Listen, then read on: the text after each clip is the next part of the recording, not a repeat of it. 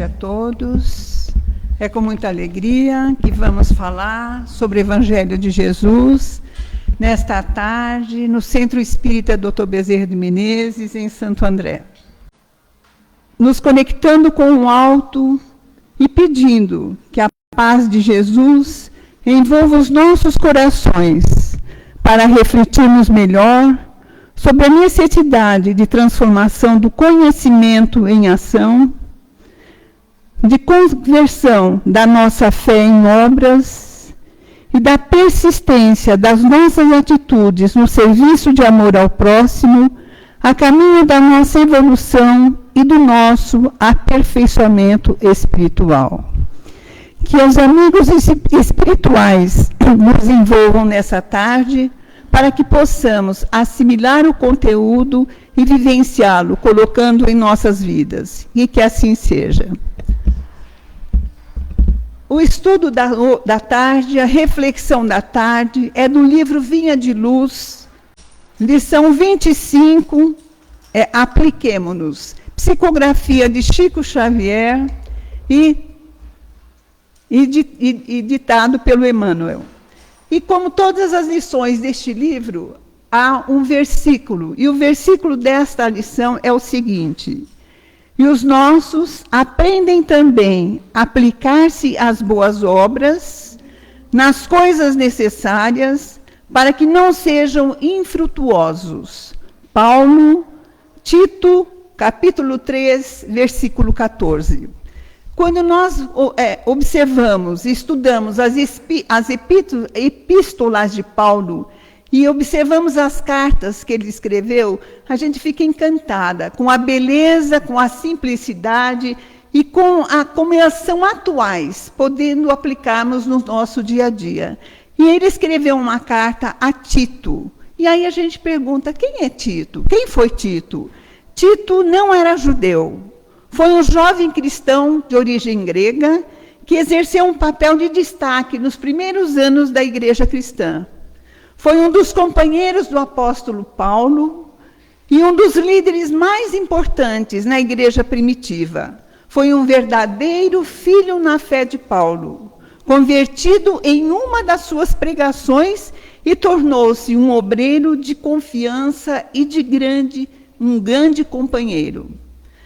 Tinha uma personalidade forte e habilidades de liderança. Era firme e decidido. Paulo depositava nele grandes esperanças, confiava nos seus ministérios e escreveu uma carta com recomendações pastorais para auxiliá-lo no trabalho que ele desenvolvia em Creta. Na carta, Paulo dizia, olha como ela é atual e serve para as nossas vidas. Para que ele fosse realmente um representante do Cristo, deveria ter uma vida regrada, vivendo os exemplos de Jesus, sendo fiel às palavras de Jesus e sendo fiel à doutrina. E também saber refutar os que a contradiziam, com respeito e com dignidade. Mais uma vez a gente vê que Jesus veio nos ensinar, trouxe essa doutrina maravilhosa através dos seus ensinamentos, mas não veio para arrebentar a outra, não. Ele não veio trazer espada, ele veio trazer o amor. Então ele pedia que a gente compreendesse, que a gente amasse e entendesse as opiniões diferentes, respeitando-as, né? Disse também que Jesus entregou a sua vida para nos libertar dos pecados e também para que nós purificássemos e fôssemos seus fiéis servidores através das construções das boas obras. E aí ele disse, ensine essas coisas, ó o dedo de professora, ensine essas coisas e encoraje os irmãos para praticá-las. Corrija-os com autoridade e não deixem que ignorem o que você diz. Faça o que é bom, obedeça às autoridades e seja um bom cristão.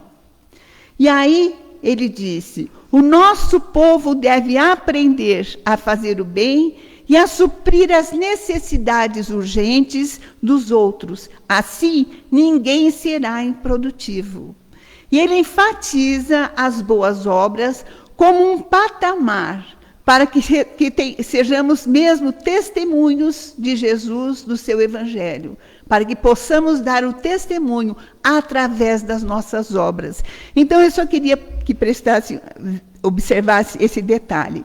O versículo lá no livro está da seguinte maneira: e os nossos aprendem também a aplicar-se às boas obras, nas coisas necessárias, para que não sejam infrutuosos. Após o estudo, após a nossa conversa, nós vamos repetir esse versículo com palavras mais fáceis para o nosso entendimento. Nosso povo deve aprender a fazer o bem, a suprir as necessidades urgentes dos outros, assim ninguém será improdutivo. Então, ele está dizendo: meus filhos, mãos à obra, não sejam improdutivos enquanto vocês têm oportunidades de aprender, de crescer, de colaborar na seara do Mestre. A postura de Jesus nos leva a refletir que é sempre melhor fazer para ensinar depois, e do que ensinar sempre e nunca fazer.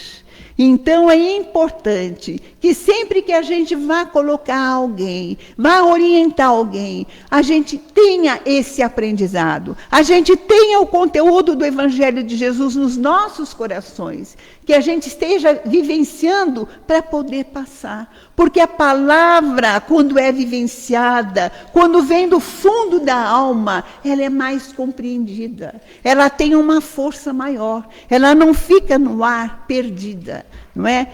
Essa frase nos chama a atenção para a coerência que devemos ter com o que falamos e como agimos. Então, é importante que a gente tenha esta observação para que possamos ser realmente verdadeiros exemplos vivos dos ensinamentos de Jesus. Portanto, para que possamos ser os seus discípulos na atualidade. Jesus nos deu exemplo. Ele não apenas pregou o amor, a caridade, a compaixão. Ele vivia essas virtudes através da palavra, do olhar, do abraço amigo, de tudo que ele fazia, da sua postura enquanto homem neste planeta. Quando Jesus lavou os pés dos seus discípulos, está em João, capítulo 13, versículo 14 e 15, ele disse: se eu, mestre e Senhor, lavei os seus pés, vós também podeis lavar os pés uns dos outros, porque eu vos dei o exemplo, para que vós também podeis fazer o que eu fiz. Então ele demonstrava a obra de amor para que nós pudéssemos seguir os seus passos, os seus exemplos. E é isso que ele espera de nós. Quantas vezes em nosso dia a dia vemos pessoas sofridas pela vida, necessitando de uma atenção, de um abraço, de um carinho, de uma palavra, até de um olhar carinhoso. E aí a gente prefere desviar o olhar. Hoje eu estou tão cansado, estou tão desanimado, vou deixar para fazer caridade amanhã. A caridade não tem hora. O amor ao próximo não tem dia para ser marcado para fazer. É constante em nossa caminhada. Quando deixamos de agir porque não estamos bem, estamos perdendo a oportunidade. São momentos para observarmos, para agradecer a Deus a oportunidade de podermos ser úteis. A gratidão que muitas vezes esquecemos, por sermos perfeitos, por termos autonomia de caminhar, de falar, de pensar. Então, as coisas que vêm dolorosas são tão pequenas perto das tantas coisas boas que nós recebemos, não é?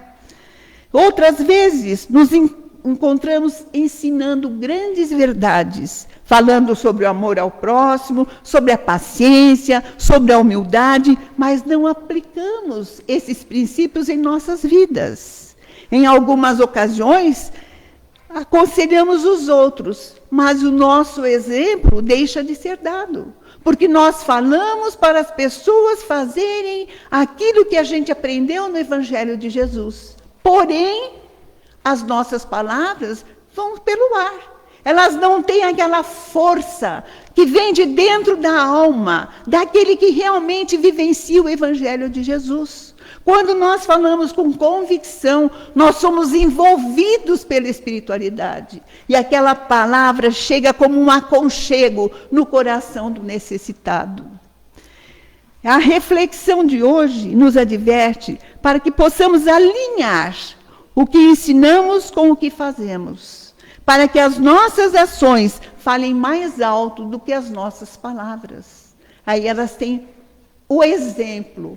Jesus nos deu tanto exemplo, e a gente já olhava, via aquela figura e já nos envolvíamos com aquela energia salutar, amorosa. Nós não vamos ser no padrão de Jesus, mas nós estamos no caminho do aprendizado. E a oportunidade de exercitar esse aprendizado é que vai nos diferenciar daqueles que não conhecem o Evangelho de Jesus. É preciso crer na bondade, e o conhecimento é super necessário em nossas vidas. Nós temos que estarmos constantemente aprendendo, buscando o novo, vivenciando o novo. Mas este conhecimento sem obras, ele não tem valor. Ele é perdido. E estas obras boas que a gente faz nos alavancarão para a iluminação interior. Quando nós pensamos que estamos colaborando, ajudando o próximo, nós estamos sendo ajudados. Porque é uma interferência de lá para cá e daqui ela sai. Então eu tenho que estar preparado para receber essas energias e distribuí-las. Como eu vou receber essas energias se eu não estiver equilibrado? Se eu não estiver bem? Se eu não acreditar no Evangelho de Jesus? Então, as energias chegam, mas não entram, porque o copo está cheio. Está cheio de coisas que impedem que essa energia penetre. Então, nós temos sim que vivenciar, que sermos os discípulos de Jesus no nosso dia a dia, nas nossas vidas. É necessário guardar a fé. Contudo, temos que testemunhá-las nas pequenas atividades do nosso dia a dia. A fé sem obra é morta. Se não fazemos nada, ou é porque não temos fé, ou é porque estamos acomodados na preguiça. E ela nos impede de sair dessa acomodação e buscar, e atender as pessoas necessitadas. Jesus não ficava sentado. Se alguém esperar chegar aqui e pedir, eu vou ajudar. Mas ele ia até as pessoas necessitadas. Então, é importante que a gente esteja atento para ouvir, para perceber as pessoas. Muitas vezes as pessoas chegam, a gente está tão desequilibrado, tão preocupado com as nossas coisas, que não damos o ouvido. Isso outro dia a gente já comentou. E aí, quando ocorre alguma coisa com aquela pessoa, nossa, eu não percebi. Cadê a nossa sensibilidade? Cadê a nossa capacidade de compreender o próximo? Amar ao próximo é ter compaixão, é sentir aquilo que ele está sentindo e compreendê-lo e envolvê-lo com energias positivas e de amor, não é? Fé é uma força invisível que nos liga ao Criador, que nos sustenta nos momentos difíceis, nos momentos de aflição, de dores. E a fé é uma vitória. Porém, a fé é apenas o começo da jornada. A fé por si só, sem ação, sem movimento, sem prática da caridade, do amor ao próximo, é como uma árvore linda, mas que não dá os frutos. E aí, coloquemos as sementes da fé nos nossos corações. Mas para que ela brote, para que ela germine, para que ela se desenvolva, temos que cuidar dela. Como qualquer outra plantinha, que põe a semente na terra, não basta, tem que atendê-la. E a fé nos nossos corações, ela vai ser alimentada pelas nossas boas obras. Portanto, tenhamos fé, mas coloquemos em ação, não é? Não deixemos que a nossa fé se perca sem frutificar. Então, é aquela sementinha colocada no coração que eu não dei atenção a ela. Então, ela não vai frutificar. Não é? Sejamos a mudança que queremos ver no mundo, vivendo a fé que transforma, que eleva as pessoas ao nosso redor. A fé, com a ação, é a bússola que nos orienta para que possamos orientar as pessoas do nosso caminho. Jesus nos mostra que o verdadeiro ensino começa com o exemplo. A essência do ensino espiritual está na prática diária. Aí nós vamos nos desenvolver. Às vezes a gente se encanta de ver as pessoas tão evoluídas, tão boas, tão amorosas, e a gente se esquece que podemos também chegar ali, sendo úteis, sendo participativas na obra do Senhor. Não importa quão boas são as nossas palavras, se elas não se transformarem em ações. Elas serão apenas sons vazios. Precisamos nos tornar luz para que possamos iluminar o caminho dos nossos irmãos, que ainda não tiveram a felicidade de aprender a grandeza de Deus, o amor infinito de Jesus, dos espíritos amigos e o poder da oração. Às vezes a pessoa sofre porque ainda não despertou. E muitas vezes a gente julga, poxa, mas não é por aí. Aquele que tem mais deve dar mais. Então, se nós temos a consciência desperta, a nossa obrigação, como trabalhadores da seara do Senhor, é trabalhar, é ouvir, é orientar. Se queremos ensinar o perdão, perdoemos primeiro. Quando quisermos ensinar a paciência, sejamos pacientes nas adversidades da vida. Quantas vezes acontecem coisas e a gente perde a paciência e já sai gritando e já sai brigando. Como eu vou ensinar a paz? Como eu vou ensinar a paciência se eu mesmo não tenho? Ah, mas não tem um botãozinho que muda lá e que eu me torne paciente, não. E também, no momento que a gente está assim, irritado, muito preocupado, é difícil falar nas virtudes. É necessário que a gente abaixe a bola, abaixe as energias negativas, o desequilíbrio, e que possamos raciocinar, para que numa outra oportunidade em que a gente fica desequilibrado, a gente possa administrar a situação com mais tranquilidade. Não é? Cada ato de doação é o evangelho vivido. Olha que coisa bonita. É uma frase tão pequenininha, mas tão profunda. Cada ato de amor, cada obra de caridade é o evangelho que nós estamos vivenciando. A gente já sabia disso, mas a maneira como essa frase chegou me tocou tão profundo, sabe? É sempre assim, né? Às vezes a gente ouve várias vezes, nada que eu estou falando é novidade, todos sabemos, mas é que tem uma determinada hora em que temos um insight e aquilo penetra de uma maneira mais clara nos nossos corações. Cada ação transformadora é uma página da vida que nós construímos com as nossas próprias mãos. Então, nós podemos construir uma vida feliz, alegre, apesar das dificuldades, né? É muito importante conhecer o bem, mas que não nos esqueçamos das boas obras. É justo termos confiança e esperança num futuro radioso, que a gente aprende, né? Se a gente tiver uma vida equilibrada, teremos também um futuro equilibrado, agradável, e às vezes a gente se pega pensando como deve ser gostoso, agradável, pelas leituras que a gente faz. Mas o passaporte para chegarmos neste local bendito são as nossas boas obras, são as nossas atitudes, são as nossas vivências diárias, não é? De outro modo, seríamos legiões de servidores, incapazes de colocar as nossas palavras, as nossas obras em ação, a fim de que possamos ter uma vida mais prática e mais ligada a Deus. Temos que ter essa capacidade de colocar as nossas ideias em ação.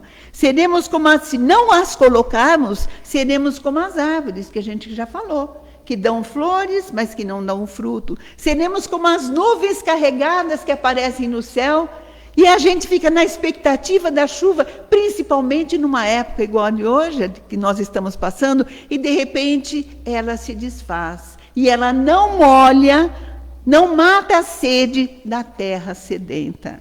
É necessário que tenhamos o autoconhecimento para podermos nos autoavaliar. Nos momentos em que estamos desequilibrados, nos momentos em que estamos com dores, com aflições, com tristezas, com desânimos. E para tal eu vou contar uma historinha bem bonitinha, que a história chama-se Novos Desafios Renovam Nosso Ânimo. Havia uma família que tinha 2 garotas, uma de 8 e uma de 4 anos. E eles moravam perto de um parque, onde tinham árvores maravilhosas, frondosas, aquela relva verdinha, aquela grama cortadinha. Vamos entrando na história, olha que delícia. Aquela grama cortadinha, lugar para caminhada, brinquedos de parque infantil, e esse pai ia todas as manhãs com as crianças para brincar no parque infantil, antes delas irem para a escola.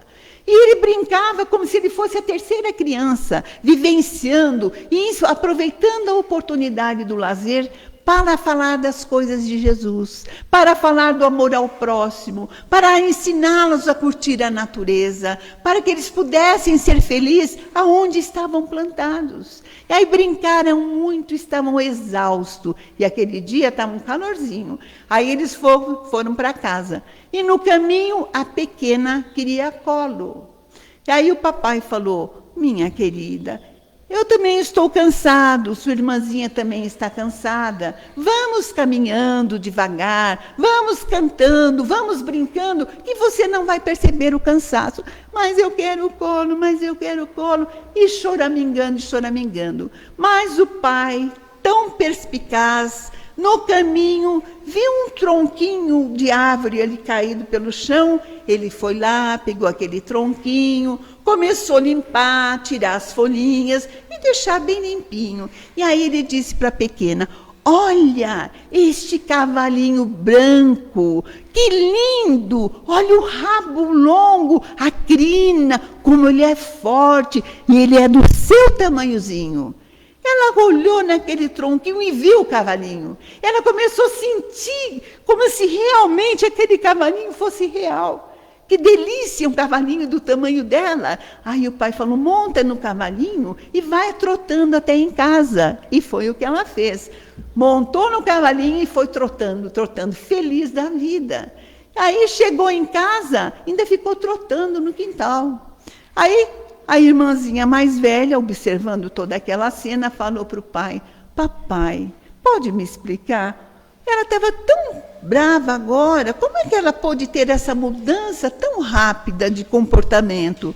Aí o pai, muito sábio, muito tranquilo, falou: minha filha, a vida é assim. Há momentos na vida que nós estamos cansados física e mentalmente, que a gente está desanimado, que parece que a gente não vai ter forças para continuar a caminhada. E aí chega um cavalinho qualquer e nos dá ânimo, nos dá força para continuarmos a caminhada. Esta foi a historinha. E agora, que sejamos esses cavalinhos, que possamos colaborar com aquelas pessoas que chegam desanimadas, descontentes com a vida, infelizes, que possamos levar os ensinos de Jesus para elevá-las, para elevar a autoestima, para que elas possam sentir a energia de Deus penetrando nos corações e fortalecendo para continuar a caminhada. E esse cavalinho é uma motivação que pode surgir de qualquer forma. Um trabalho novo, passeios novos, novas ideias e pessoas dos nossos lados. Né? Quantas vezes nós necessitamos desses cavalinhos? Quando a gente está triste, desanimada, a gente encontra aquele companheiro que vem com um sorriso, com um abraço, isso nos fortalece. É uma coisa tão pequena para quem dá, mas é tão grande para quem está dolorido, para quem está aflito, para quem está sofrido. E nós não podemos julgar a dor de cada um, porque cada um tem uma maneira de sentir a dor. Para aquele, essa mesma dor pode ser ínfima, mas para o outro pode derrubar. Daí a importância da fé, do conhecimento dos ensinamentos do Divino Mestre e colocá-los em nossas vidas. E isso, todo o amor dirigido ao próximo, nos causa satisfação e bem-estar. Por ser uma conquista da nossa alma, é um prazer duradouro que nem a morte do corpo físico pode nos tirar. É um prazer do dever cumprido, é o prazer de ter sido útil para alguém, é o prazer de ter feito a diferença na vida de alguém, é o prazer de sentir que somos pessoas hoje melhores do que ontem, que somos pessoas íntegras, mais humanas, e estes são os prazeres da alma. Muitas vezes nós buscamos os prazeres materiais. O nosso corpo físico fica radiante, porque a gente conquista as coisas que a gente quer e ficamos muito felizes. E quanto mais conquistamos bens materiais, mais nós queremos conquistá-los. E mais eles vão querer fazer parte das nossas vidas. Quando não os conquistamos, nos sentimos tristes, magoadas, vitimizadas. E aí a gente se esquece que esses prazeres são passageiros, não são duradouros. Enquanto que os prazeres da alma, eles são eternos. Eles têm uma durabilidade infinita e vão fazer parte do nosso arsenal espiritual, do nosso acervo espiritual. Então ele está lá, ninguém nos rouba. É uma alegria que só quem os construiu pode dizer, pode sentir, pode falar, não é? Sejamos mestres em falar do bem e vivenciar o bem também, para que as nossas vidas se tornem um testemunho vivo do Evangelho de Jesus. E que ao nos observarem, as pessoas possam observar a presença de Jesus em nossas vidas. Mas como a presença de Jesus em nossas vidas? Nós não somos ainda espíritos perfeitos. Não há necessidade disso. Para que sejamos espíritos perfeitos, temos que começar hoje com as pequenas obras, com as pequenas atividades, amparando, aprendendo, sorvendo os ensinamentos do Mestre Jesus e vivenciando no nosso dia a dia.